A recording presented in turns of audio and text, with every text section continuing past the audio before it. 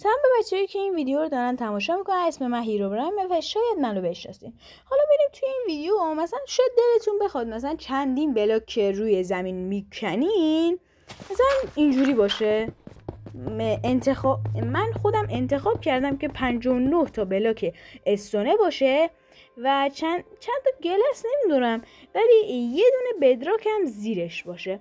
حالا ما چجوری این کار رو انجام بدیم؟ اصلا کاری نداره، فقط کافیه بریم توی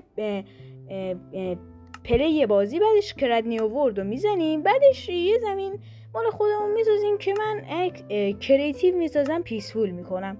بعدش اینجا که میبینی اکت فرنیس داره، میریم داخلش و اگه دکمه فلات ورد رو بزنیم یه دکمه این زیر واسش اسپان میشه.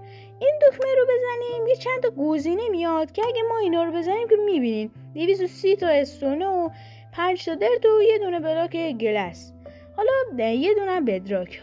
حالا ما چجوری این کار رو انجام بدیم؟ چند تا زمین انتخابی، البته آخری هم چند تا بلاک استونه که من الان آخری رو انتخاب میکنم. ببینین چند تا بلاک استونه که بعضیا مثلا میان این کار رو انجام میدن. حالا کارمون که تمام شد روی دکمه کرد میزنیم، بعدش زمینمون که ساخته شد دقیقا روی یه بلاک اسپان میشیم و بعدش بله همون چیزی که این توی همون ویدیو توی همون عکس مشاهده کرده بودی. اگه بازم از این آموزش رو میخوای حتما بلایک و ساب کن.